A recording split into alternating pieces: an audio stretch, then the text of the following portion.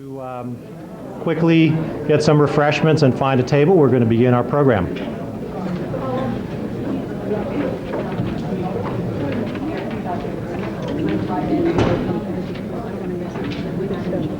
Oh, yeah.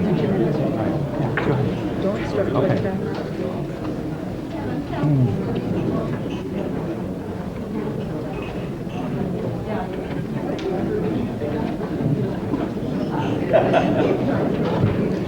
So we will wait a minute. The photographer has to get another roll of film, and we will wait for those to find a table.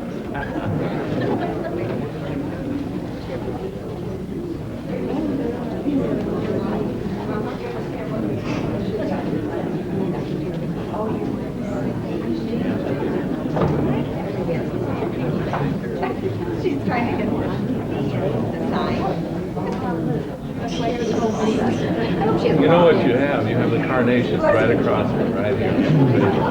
This little gold thing, right up here.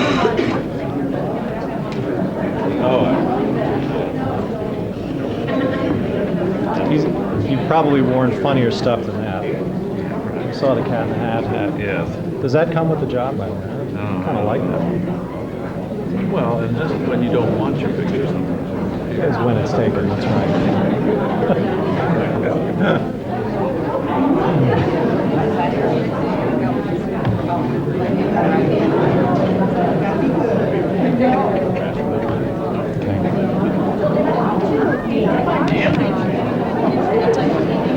Good afternoon, everyone.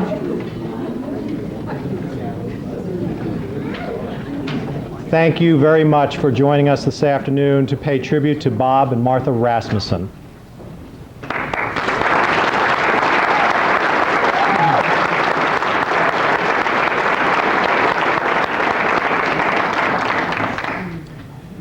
How can you adequately say thank you to two people who have guided Fairfield through 20% of the city's existence?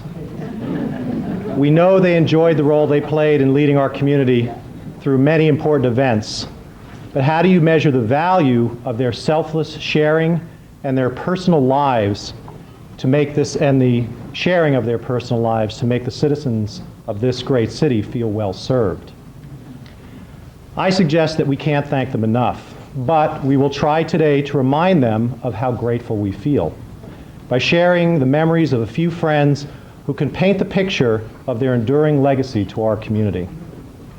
It didn't take Bob and Martha Rasmussen long after moving to Fairfield to begin their long involvement in Fairfield's future, and they have made contributions on every level of the community, from government to culture, historic preservation, economic development, business, and many important community projects like the library and the development of the new civic center.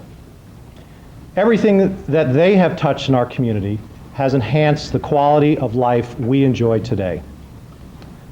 Bob was a model of pragmatism in government with an eye towards opportunity and allowable growth.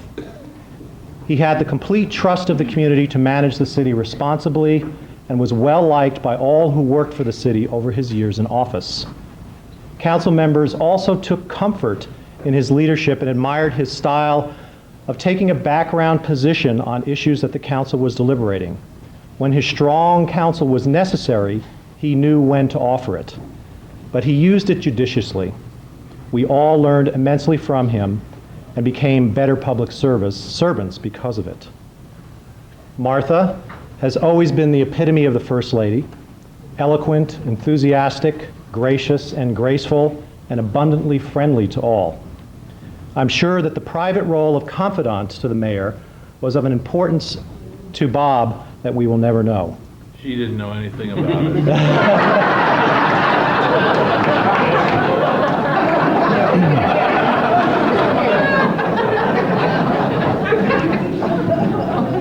There's going to be a lot of truth today. And thank you for the first volley.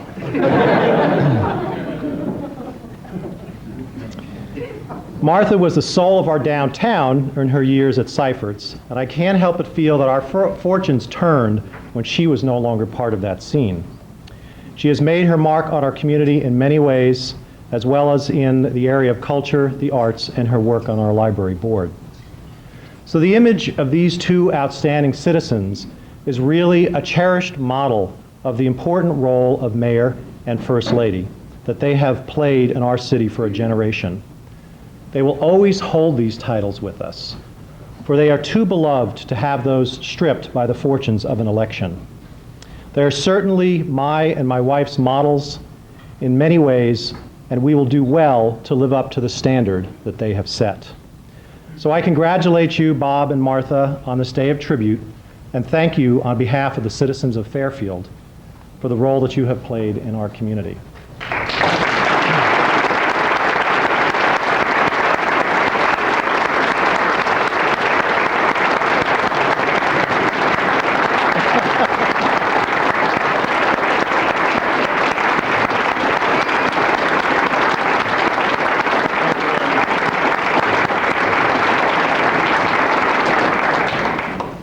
Now we're going to have some fun today, too. It's not quite a roast, but we are going to be bringing back some people who can talk a little bit about what the past was really like with Bob and Martha.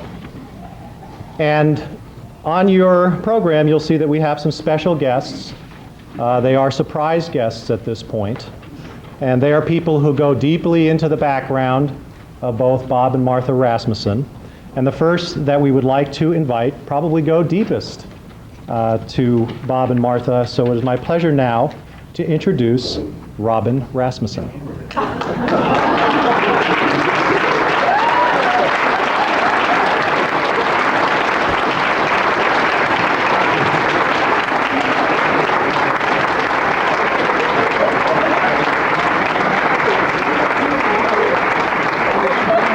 I got here. Well, hi.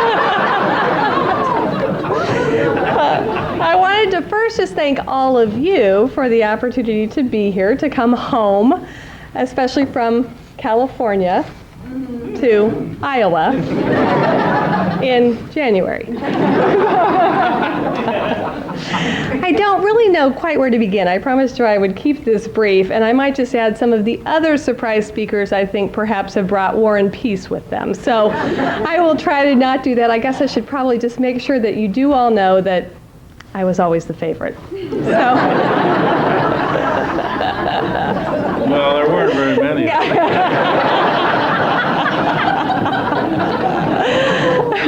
Seriously, I wouldn't have missed the opportunity to be here for the world. Certainly planes, trains, automobiles, and red eyes.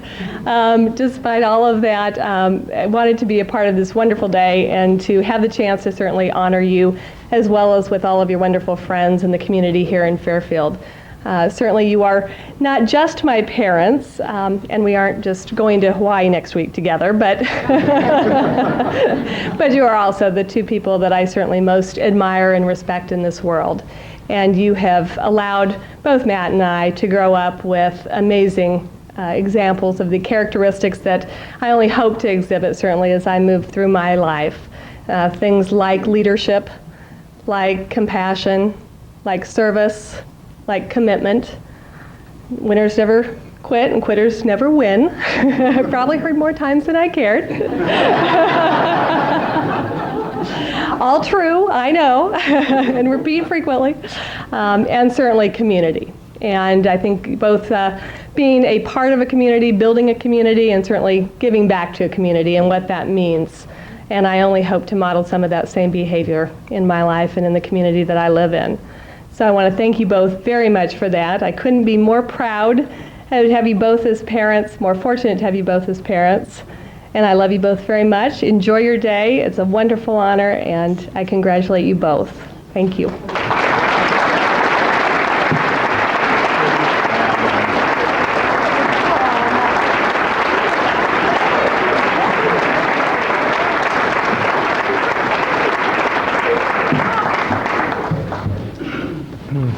We do have a few gifts to present today, and I did mean to present this before introducing Robin. We'll do this now.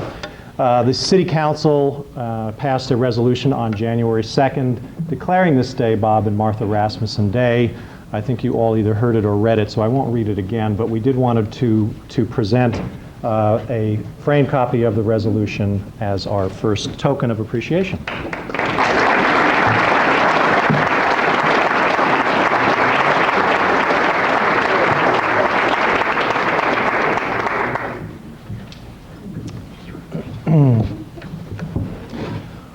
Our next guest is someone that was part of our city government shortly after Bob took office as mayor in the early 70s, and has come a pretty fair distance as well to pay tribute as well. Would you welcome Raleigh Voting?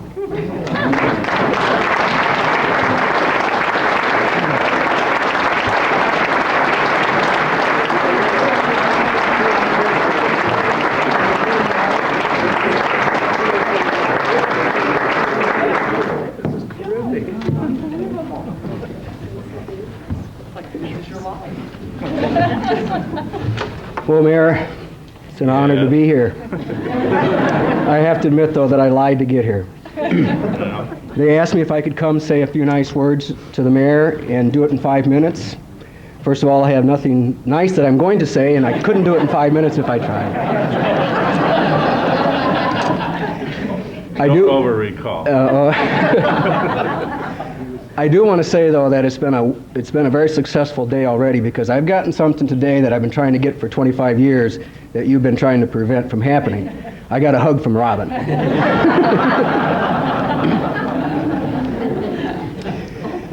I'm a little confused, though, Mayor, because when you hired me in 1977, you said if I came on board, you would run one more time. And then in 1981, as I was leaving and you were running for re-election, you said, Martha told me I could run one more time. So I'm not sure what happened, but 28 years later, pretty incredible. Of course, you realize, Mayor, when you first got elected, I was almost still in high school. Well, I wasn't afraid of young people. But you've gotten so much older so fast. Actually, I think I look pretty much the same as when I left 20 years ago. And your teeth are even looking okay. Oh, yeah, right, okay. There's a lot of speculation as to why the mayor hired me back in 1977, but I pretty much concluded that after he saw the suit that I wore to the interview, that if he hired me, he would no longer be the worst dressed person in City Hall. It would now fall on me. And he was really thrilled when I decided to come on board, and I just assumed because he was getting someone talented, charming, good-looking.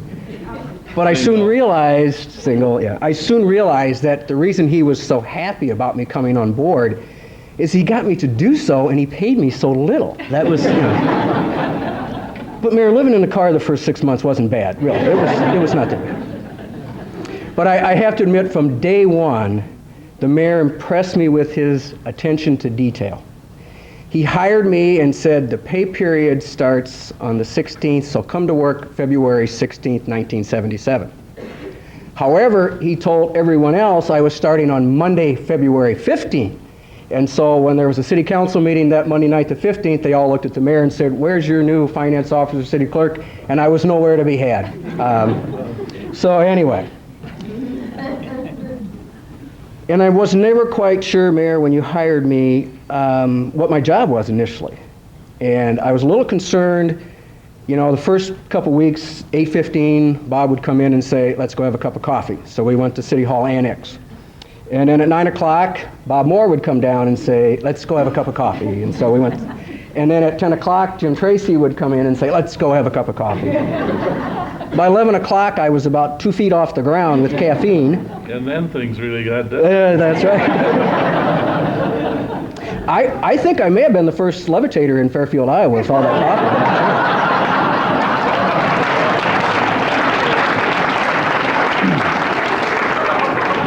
I'll pass on that. But I really appreciated the support you gave me in terms of getting education and training. And I came on board in February, and in May you insisted that I go to this city clerks convention in Kansas City, and I was just so impressed.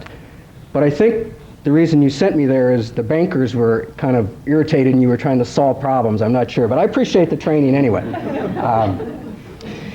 And when I was in graduate school, I learned, there's concept of backdoor politics. And, to me at graduate school level, backdoor politics is when people try to come in and influence through the back door with money, bribes, etc. But in Fairfield, Iowa, Bob had a whole new connotation to backdoor politics. See, he'd get out of his car in the morning and he would start into City Hall and he would look over his shoulder. And if some of his favorite constituencies, you know, the people that always had someone either on the neighbor on the left are mad, or the neighbor on the right was mad, or the neighbor across the street, and they would see Bob, and as soon as he got out of his car, they would be following him. And so Bob would come in City Hall, he'd come through the water department and say, "Hi ladies, good morning." He'd come through our office, say good morning, and he'd go right out the back door, and we'd never see him the rest of the day. That was backdoor politics.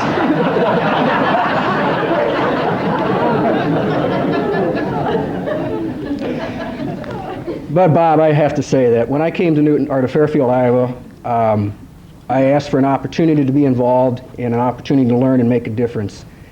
And you gave me that and so much more. What I learned in 4.5 years working with you, working with Bob Moore, I mean, what a team that we had. And if I could talk a lot about all the things I learned, but if there was 2 things that I learned that have made me successful in my life, is first of all, don't be afraid to take risks.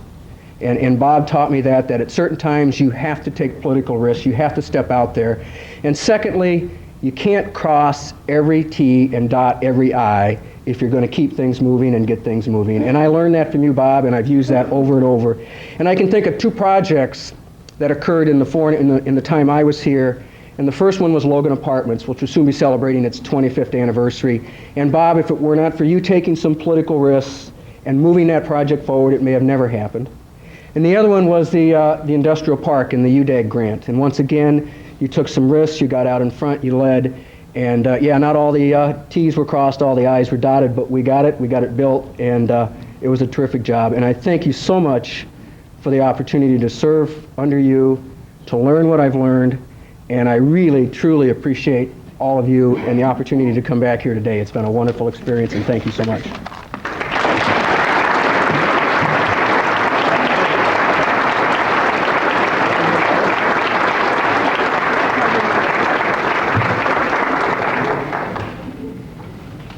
Thank you very much, Raleigh, for joining us today.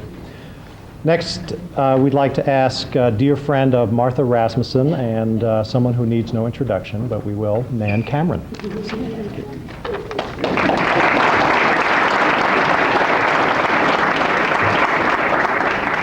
I don't know whether I want to follow you or not.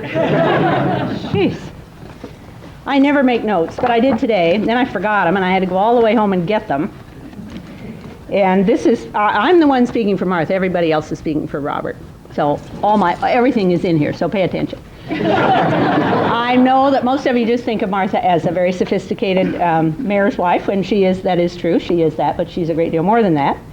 She was born on a century farm in southwestern Iowa and spent her youth doing all the projects that one would do in the 40s and 50s, growing up on a farm. She can milk a cow, and I remember once her explaining the intricacies of candling eggs to me.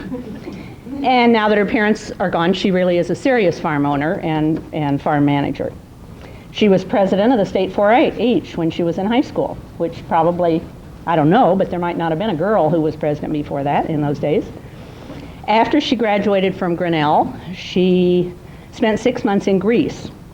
She was the first female to be an international farm youth exchange student. In the 40s, her dad bought land down in the Ozarks, and she accompanied him down there, and they built, she sort of was an outdoor girl again when they oversaw the building of a cabin. She came to Fairfield in 1960 and was hired by Dr. Roberts to handle the overseas travel program at Parsons College. She did that for a couple of years, and then she switched to the Dean of Women's office with Mrs. Roberts and the late Marnie Mellon. And one of my earliest recollections of working with Martha was we were both in the Panhellenic on the campus and the City Panhellenic also, neither of which, of course, exist anymore. We do. She was initiated as an alum, as I was, into Alpha Psi Delta. Dr. Ryan's wife, Fran, ran the Alpha Gams. Charlotte Lamb, who had to go to the Methodist Church for a party, ran the DZs, and I was the Mother Superior of the Alpha Zs. And we spent a great deal of time in that dean's office. I mean, we didn't. We did it on behalf of the girls. Bob and Martha were married in April of '62, and it was a little bit before they started their family. Now, many of you older folks here remember the Treasure House. It was a wonderful, wonderful gift shop. It was where Edward Jones is now. Martha left the college to purchase that shop when a lovely lady named Esther Stever, retired. When the Seiferts wanted more store space, she gave up the Treasure House, and she eventually, of course, as Ed mentioned, was manager of Seiferts for Women for many years. By this time, there were 2 little Rasmussen babies. But as you know, Martha's not exactly the stay-at-home type, and she not only worked full-time, but she launched into her community full tilt. Now, pay attention to all this, because it really is very incredible. She's been a Presbyterian elder forever. She served on the worship committee forever. I think she's been president of every organization to which she belonged or in which she took an interest. This is why I had to go home and get my notes so I wouldn't forget anything. She spent many years on the Chamber of Commerce board and served as its president. She was president of the PEO Chapter C for 2 different times. She's been president of the Women's Club, and she's worked on any number of fundraising projects for them, and I'm talking many years. She and I served together on the Terrace Hill Society board, which most of you know, I'm sure, is responsible for the maintenance and preservation of the beautiful Victorian Governor's Mansion in Des Moines. And strangely enough, both well, maybe it isn't strange. Maybe that's why they asked us. I don't know. Her mother and my father both served on that ahead of us. She has served more than 2 6-year terms on the library board, and is currently, guess what, its president. She has been a member of the William Henry Coop chapter of Questers. Questers is a group that studies pleasurably, in a laid-back fashion, studies antiques. She's been a member of the one chapter for years, and when she retired from retail, she joined the other chapter in town, the Bonneville chapter. Now, she and Bob are serious antique collectors of almost anything that comes down the pike. Her house is probably fuller than my house, except they can probably get a car in their garage. But she is very knowledgeable about those antiques. She doesn't just get them because they're pretty, although some of them are questionable as far as pretty is concerned, but that's okay. But she graciously shares her knowledge whenever asked to give a program or display things. I'm sure she wouldn't mind if I included the fact that during the majority of this time, when she was chairing committees and setting up committees and all that kind of stuff, she was battling an extremely serious hereditary eye disease. And she did it with lots of people not knowing it because of her gracious attitude.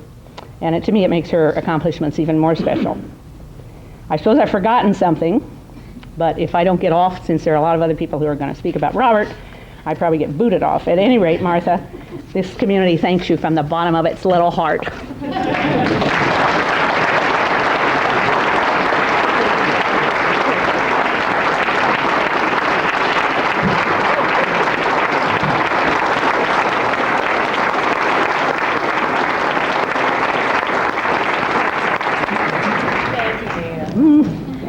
Two more things. Now, you guys, don't do this right now. But before you leave, on the bottom of one chair at every table is a little heart. Don't get up, stand up right now, and upend all those chairs. But before you leave, look, and whoever has the heart on their chair gets to take home the bouquet on the table. Except Martha gets this one. And this is for you guys. We couldn't think of anything you really needed. But since Robert's going to have a new office, or has a new office, this is for use in that office. Thank you very much. You're welcome. Well, open it. And, well, carefully, leave it up the other way. Yes. And did you all notice the inscription on the napkins? Yeah. And if you look at the little poster thing over in the corner, Go big. Yeah. Julie Johnston gave me some neat printouts from the ledger, and that there are a couple of old-time faces you might recognize from Parsons in that. Edna Beestrom is one when Bob took office in '73, and she was a new councilwoman at that time. And then Chuck Ferguson is in one of them too. Oh, how nice. Oh, that's It says Bob and, oh, it won't be in the office. Bob and Martha, thank you very much. Devoted service to our community, Fairfield. How nice. Very nice talk. Okay.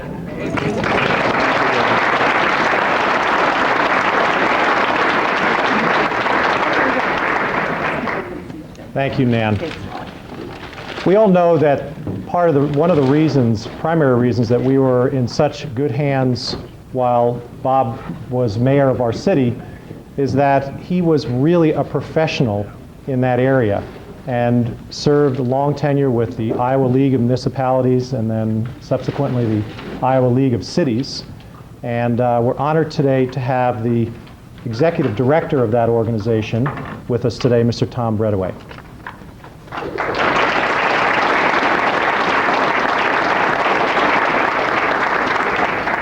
Be careful.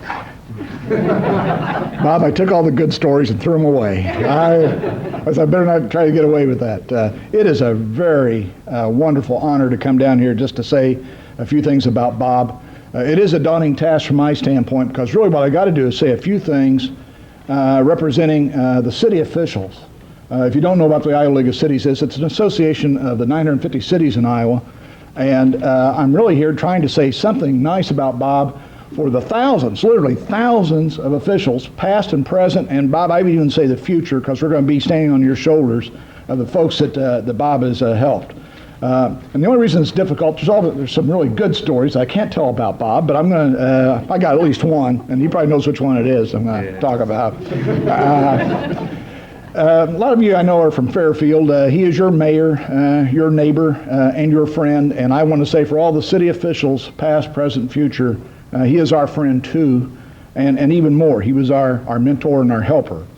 It's a difficult relationship for me because Bob relates to me in a lot of different ways. For instance, at least up until January, he was my member. He was a mayor of one of my cities, and therefore, really as being a city official from one of the cities, he really was sort of my boss. Now, a lot of those city officials don't think themselves to be my boss, but they really are.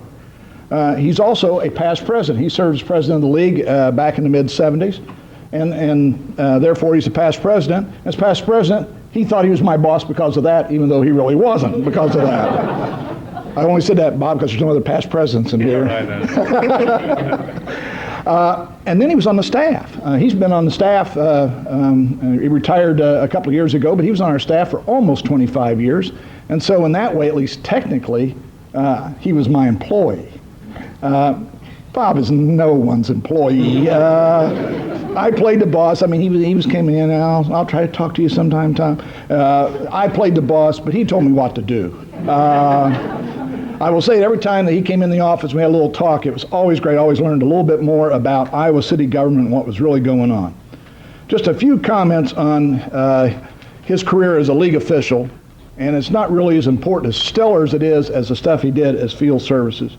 But as a league official, he did have a stellar record.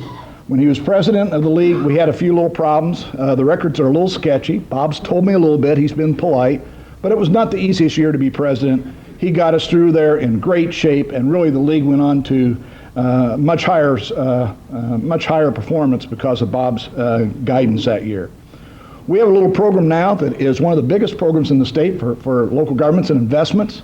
It's called iPay. Unless you're in government, you wouldn't even know what that is, but it's a wonderful program, very successful. The president of the board, the first 5 or 6 years of that program, was Bob Rasmussen. And when it started, there were lots of things to work out. It's a program that's jointly owned by counties, municipalities, and the cities. Bob was the chairman, and the first time I saw Bob, by the way, was he was chairing that, and I saw this guy chairing a committee with a bunch of county, city officials, and a bunch of executive directors. He did it with skill, and I said, this guy's got talent. I know you need to hear that from me. Third thing he did was he was the consensus moderator at our little mayors get together at our annual conference. Every annual conference we have the mayors getting together. Now, you may not know any mayors other than one or two, but let me tell you, getting mayors to decide among themselves who's the leader is not an easy task. Bob was always, there was never any question about it. Bob, get the meeting started. Bob was the leader. We didn't need to take any votes. Now, as stellar as that record is, all that really pales into his service as a field services representative. After Bob was president of the league, a couple of years later, a program started out, a federal grant to hire 3 people to go out and to work with actual city officials to drive out and meet at really literally at their back door. And we hired 3. I think they're all 3 named Bob, I think. Weren't they? All 3 were named Bob? I guess it was simpler on the forms to just ask for Bob. The grant ran out. He went out and was one of those 3 Bobs, and other people did do that, but soon the grant money ran out. If you ever dealt with federal grants, you know the money soon goes. His position stayed because his performance and what he was doing, we found a way to get him on the regular budget. In this capacity, he literally drove all over the state. He helped cities, new clerks, try to get through their first budget. If they're having problems with their record keeping, he would sit down and do this. A lot of people say this, but it's really true. Bob was the league. When people thought about the Iowa League of Cities, they didn't think about some guy in a coat and tie in Des Moines. They thought of Bob Rasmussen. That's the guy who came out to my city that worked with me. There were no computers then. Now, you know, the clerks really got it. I'm going to get in trouble with the clerks in the room, but the clerks, you got it easy now. I mean, you can do your little disc to send off to Des Moines. Bob had to do it all, hand paper, all that. Didn't have any discs. He just had to sit down and work it out. He was our constant workshop speaker. If we ever needed to do anything on budgeting, he did every winter. He would do 8 or 9 daily workshops on budgets across the state in every nook and corner of the cranny of the state that you could think of. I cannot do his voice, but I went there, and I'm just glad that no state officials ever went to these meetings. I'll just give you a little excerpt of one of Bob's workshops. He'd be talking, and a clerk would say, "What do I do with this amount that's coded 24-A5? Bob said, "Well, how much is it?" $32.17. "Oh, just put it somewhere."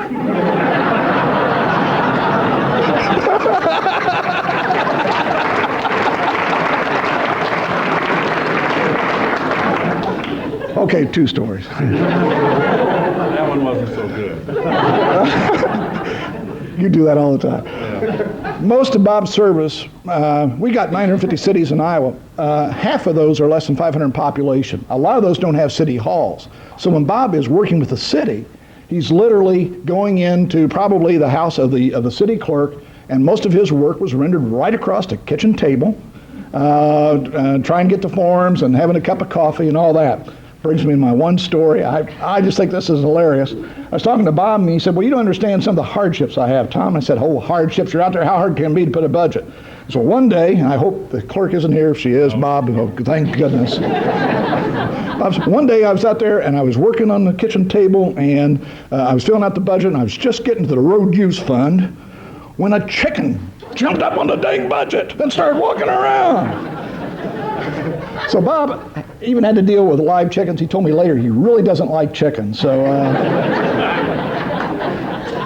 when I got the complaint from the state that some of Bob's budgets had chicken tracks all over them, I said it's not his handwriting. It is truly chicken tracks. When I first got in, I had to read Bob's reports. Bob submitted reports on what I think are called analysis pads. You young people don't even know what we're talking about, but before we had spreadsheets on computers, you had these long columns, and you had to fill out and add the things up and did it by hand. But Bob would submit his reports to us on what he was doing. And I didn't know what the heck this was. I mean, so I said, what kind of paper you put in my inbox to? That's Bob Rasmussen's field report. So I looked down here, and what I really was doing to make sure he got reimbursed for the expenses. And I looked down at the bottom line, and I went nuts. And I said, "We're not going to pay that much for 2 days out on the road." They said, "That's Bob's report for 2 months." I don't want to say this guy is frugal. But ladies and gentlemen, I don't think that there is any Super 8 in this state that he hasn't stayed at. Reports that I thought would represent about 1 or 2 days were about a month, and he was on the road all the time. I want to tell you, he watched the league's dollars very, very careful. I don't know if Super 8's ever given you an award, Bob, but they ought to. Bob's service, on a serious note, was always, he never got to rest from it. I was talking about the staff about Bob, and somebody reminded me that somebody mentioned that when Martha was having some of her treatments, Bob was out of state with Martha. He actually got a phone call at the hospital saying, "Bob, I'm just having a little bit of trouble with this budget. Will you help me?" He never could get away with it, and he helped her. That's just the kind of guy it is. Martha, I didn't mean to overlook you. You have been a wonderful person. We enjoyed having you when you joined us with staff events, and I know you've been a big support to Bob. But Bob, I just want to say thanks for putting a personal face on the league. You will never be replicated by a computer, sir. Thank you.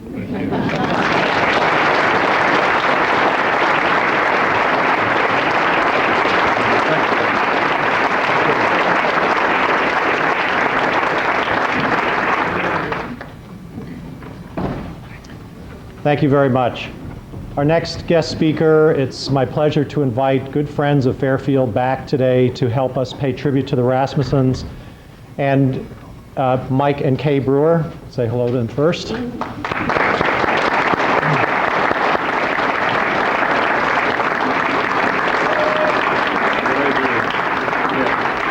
Mike, as you know, is our past executive director for the Fairfield Area Chamber of Commerce and also a partner of Bob's in the development of this community. It's a pleasure to ask Mike to say some words on their behalf. Thank you. Well, much has been said and much more will be said. And we go back a long way. I think probably back to about 1959 or 60. And it kind of reminds me when I was making a couple of comments to myself, it's kind of like the young lady that went to the dentist, and the dentist said to hold tight, 'cause this could hurt a little bit, and she reached over and grabbed the dentist by his parts and said, "Now we're not going to hurt each other, are we?" And you know, when you've been with somebody for 40-some years, it's kind of like, we're not going to hurt each other here, Bob. There's some trivia that I think you should know about, though, because some of you wouldn't have had an opportunity to really get in on some pretty interesting things. One is, you should know about Bob's terrific athletic abilities. And fortunately for this community, Martha decided not to marry a tennis player. That's because I was so good at tennis.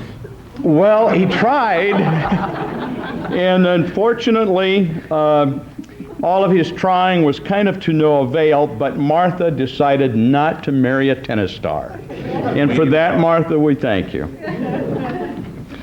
I think there was an article in the paper the other day that related to your Air Force experience, and in that experience it talked about Jimmy Stewart and flying around the countryside. I didn't see the bit in there about the opportunity to fly in one of those F-16 jets upside down with breakfast being deposited into the mask. Well, we didn't want to talk about that. And I don't think you've ever enjoyed flying privately ever since. And then there was golf. And there was divots. And there was slices. And there were hooks. And finally, you just retired the golf clubs. In later years, we've been down to the Ozarks together many times, and tubing became a big thing. And then Martha and I lost Bob and Kay one day. We didn't know where they were. So we got in the boat and we went looking, and they were trying to get back home in their tubes. And so Martha and I had to hook on with the rope and drag them back to the cabin. We were tired. Yeah. But now Bob has graduated into the big time, has a nice boat, nice dock. I did notice the last time down there, though, your friends had put up a handicap parking only sign. Then, of course, there's Bob's great patience with mechanical things. And you see, we're talking about things that you people wouldn't really have ever had an opportunity to know anything about. But when it comes to lawnmowers and mechanical things, talk to Bob about it, because he's got some real helpful ideas on how to get lawnmowers started. when they don't start, usually when you get them over your head and you begin to throw them down, they probably aren't going to start again. Well, that's enough. Through all of this, you're still our friends, and you've made a difference. Thank you.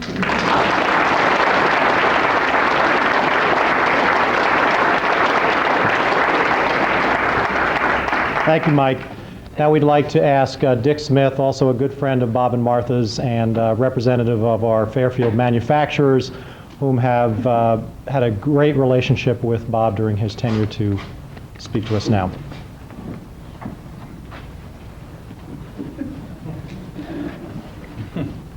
Yeah, glad to see you back. Yeah, I can't top these guys, that's for sure. That's okay.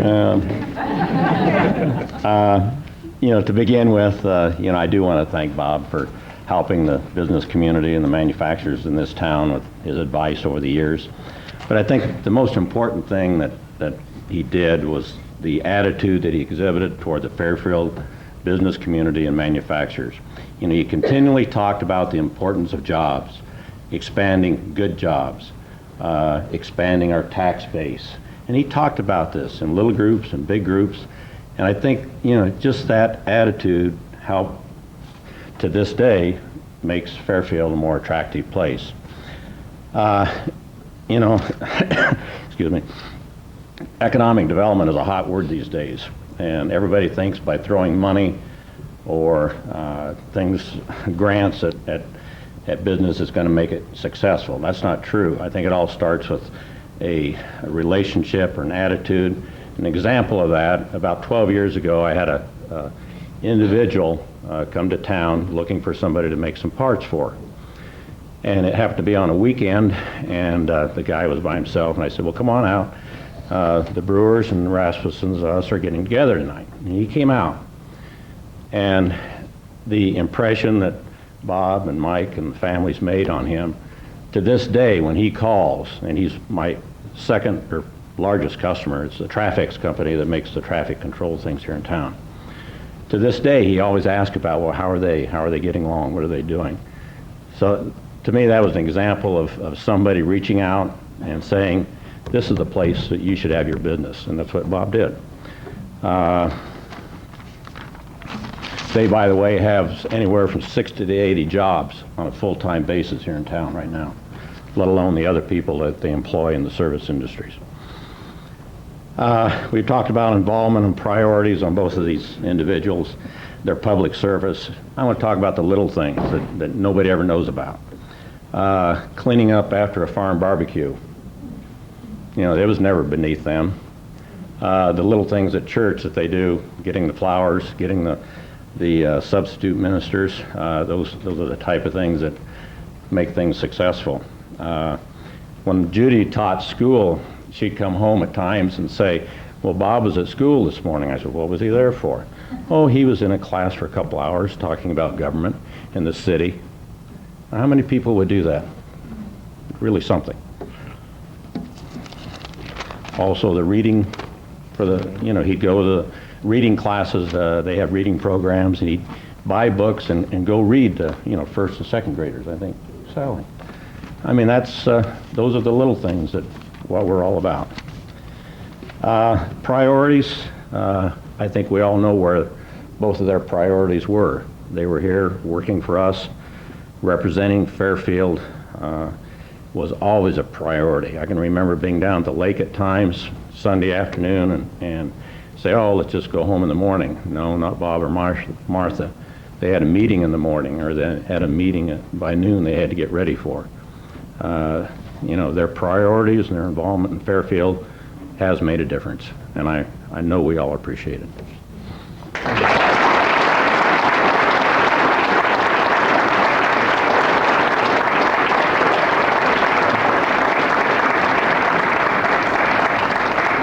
Thank you, Dick, very much.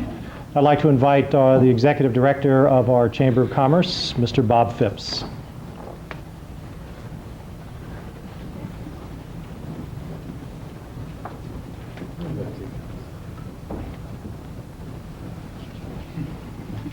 Thank you very much, Mayor, and I'll try to be nice, Mayor Bob. We go back to approximately 1963, and about 1965, I went to work for Bob at Parsons College, and he just loved having me there every day. Actually, I'm not here. Close, shortly. I'm not. No, thank you. I'm not really here to reminisce today because I've been asked to fill in for a good friend of yours who had to be out of town today, Mayor Dickey. And I didn't realize that. Of course, I can't replace him, but no one can. But I didn't realize this was already going to be announced before today. But for those that didn't hear or read the proclamation from the suburb of Fairfield up north. Another suburb. Yes.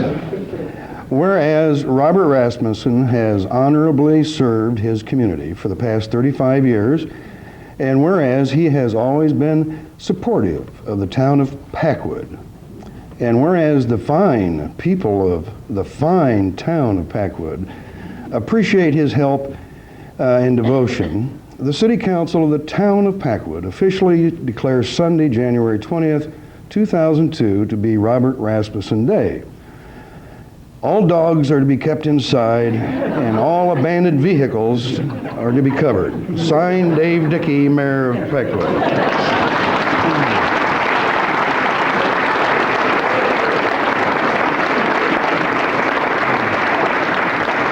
I'll let you explain the last part there. And just in closing, Bob and Martha, thank you very much for all your time and devotion to the city of Fairfield.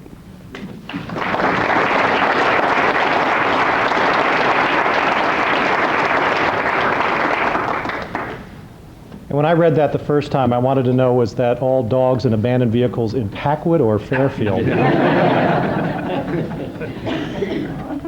Next, we have two very special presentations, and the first I'd like to invite our City Clerk, Joy Messer, up to make a presentation.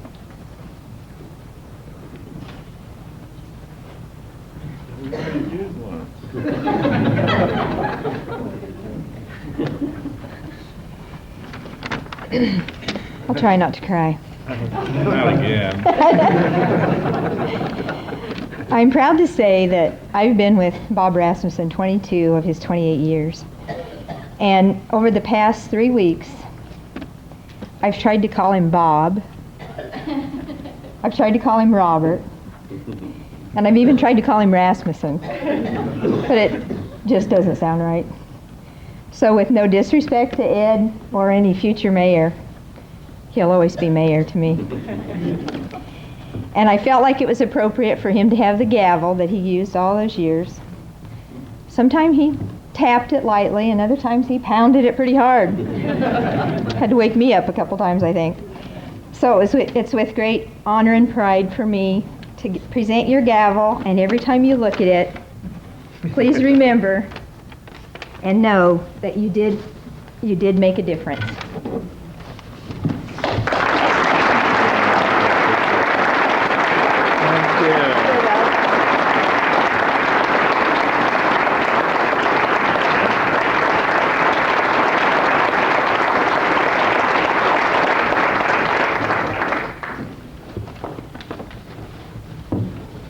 Thank you, Joy. Actually, I think at this time I'd like to introduce the committee that put together this event, since Joy, from her position at City Hall, really helped us coordinate that. So if I'd ask to introduce you, please stand up. My wife, Vicki, Joy Messer, Councilman Pauline Reeder, Councilperson Pauline Reeder, Nan Cameron, and Janine Felmer from the Admissions Department at MUM.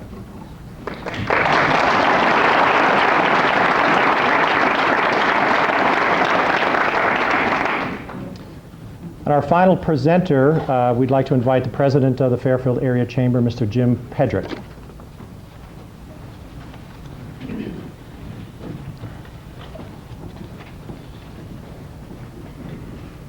Well, I thought this would be a little more relaxing than the last event today, where I had to be worried about how to address generals and majors and first sergeants and chiefs and a lot of titles I'd never heard of before. And now I got put last on the program. So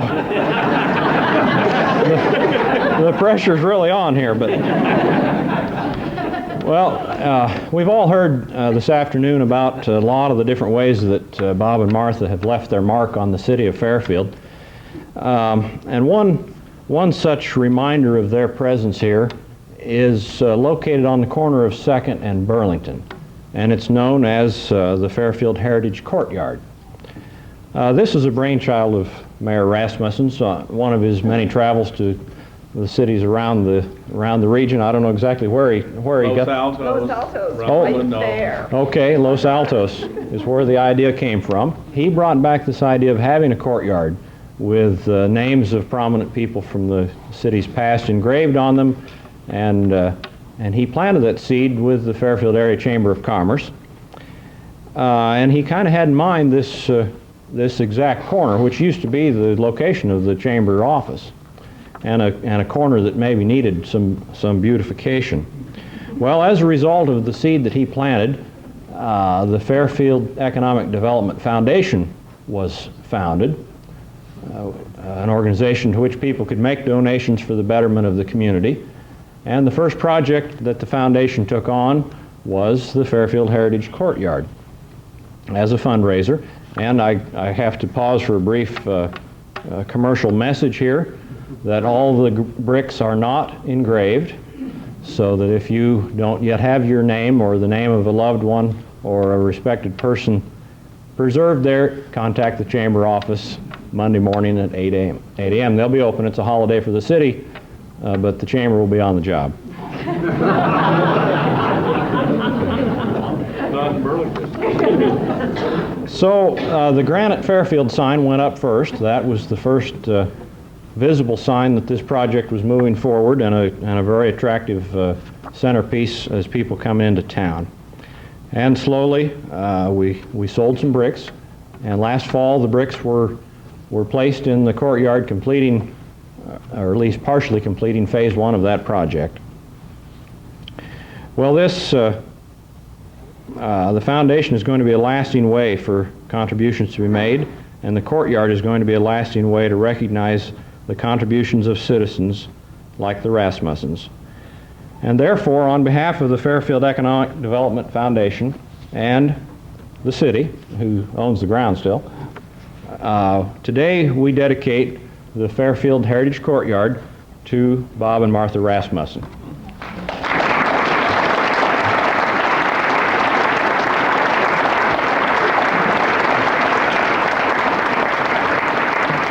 And I have here a facsimile from Kent Whitney showing an idea of how the bricks will be placed there below. They're saying this courtyard dedicated to Mayor Robert and Martha Rasmussen, 1973 to 2001, and today's date, January 20th, 2002. Now, this doesn't mean that you get a refund for the brick that you already bought.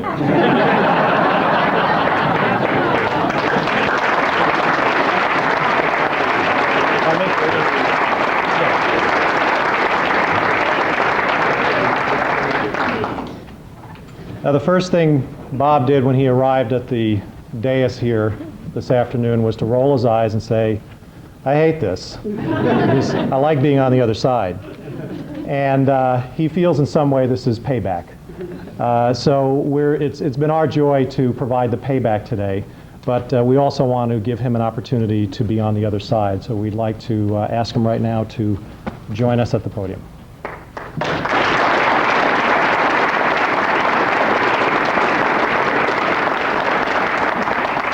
Thank you very much. Hell, if I thought retirement was this good, I'd have lost a long time ago.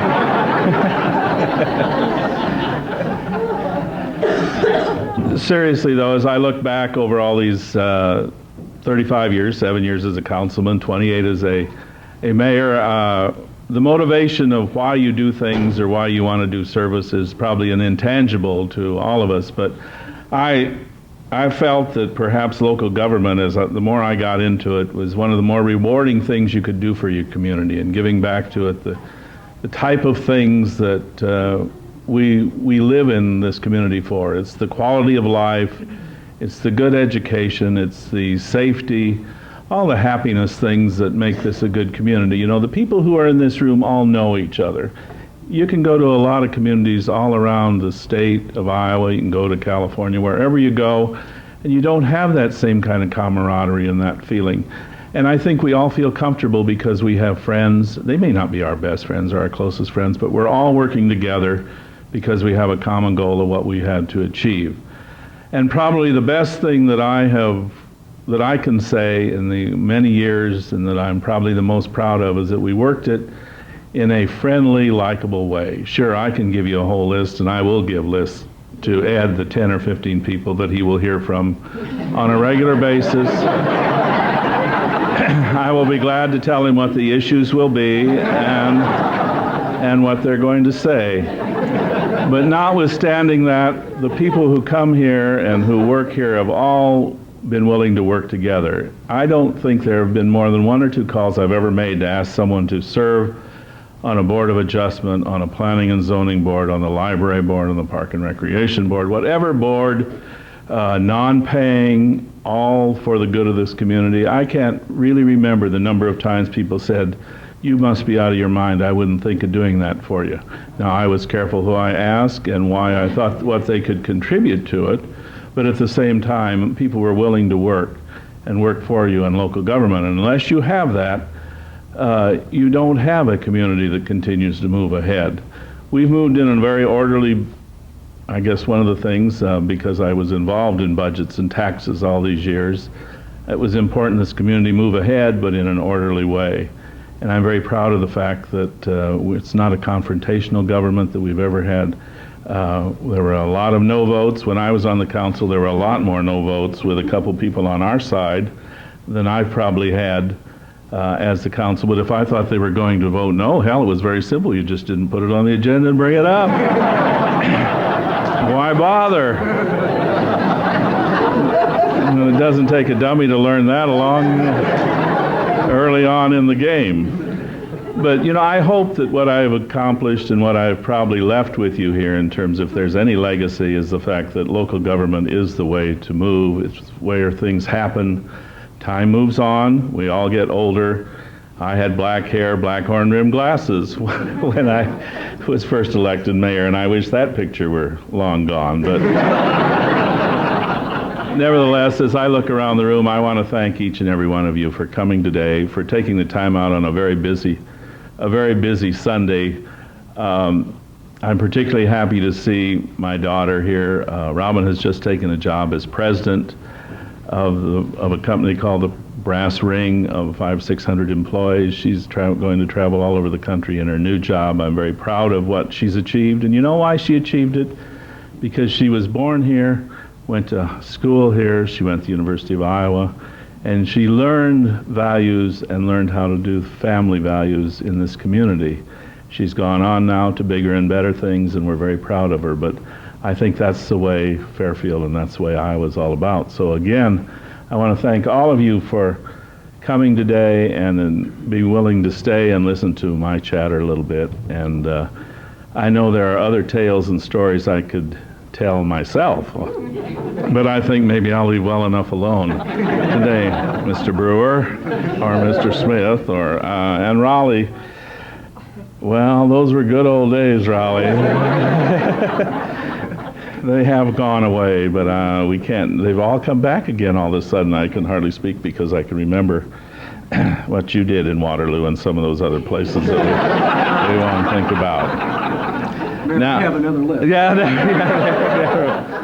And perhaps let me bring Martha over here, because Martha and I have tried to work together as a team. I don't stick my nose in a lot of things that she's done in her career, and whether she could sell some woman a dress at Seifert's or whether the Treasure House was having a good day or bad day. But she worked and she did her job. I tried to do mine, and as a result, maybe that's the key to 40 years of happy marriage. So again, I'd like to thank Martha publicly for her loyalty. She's had a lot of phone calls from people who would like to say a lot of other things to me, but unfortunately I wasn't there.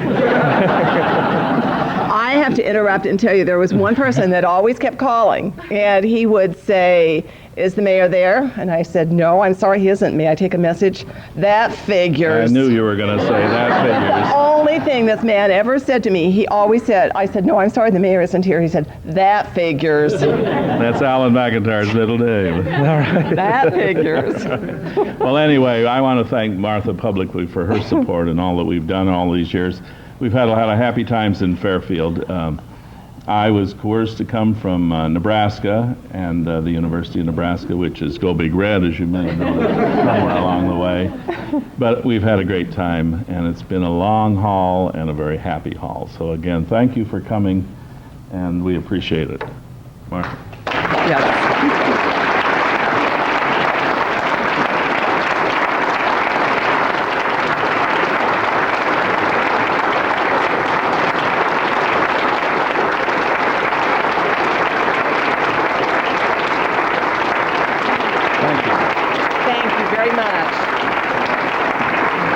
Thank you all. Martha's not going to comment, which is very unusual. I didn't think I had a choice. No, I guess I should really say thank you also. It has been fun. We followed two different avenues. I can think of times when I served as president of the Chamber of Commerce and we had battle royals. Because he said, "Why is the chamber doing this? Keep your nose out of the city business." So we did not always agree, and I have to say, we are two separate individuals. This is the reason. I know. But he now has an office for that very reason. He has already established an office because I informed him he would not be coming home with his stuff. No, we do very well, but we are both very independent individuals, and I think that's what has made our relationship very successful, is the fact that we both stand on our own 2 feet, and it's been fun. So thank you very much.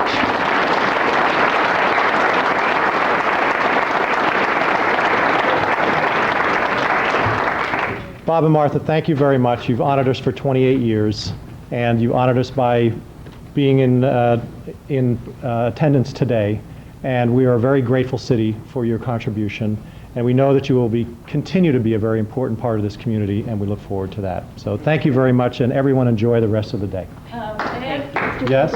I think we've all been remiss that nobody has thanked you for engineering this reception. Thank you.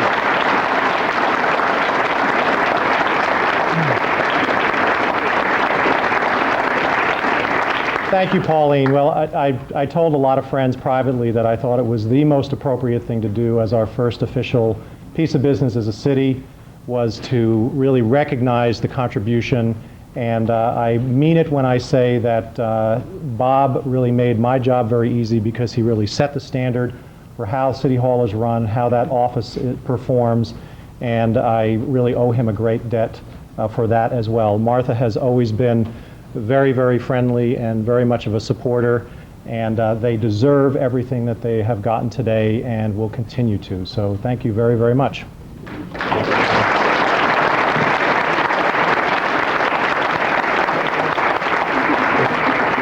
Okay. We're also going to make a quick final presentation. We were going to play this, but we're going to present it instead. We have about 20 minutes of some comments from some other friends and surprise guests who could not make it, but please enjoy this at your leisure. Thank you. Thank you very well. Very much. Where are you now?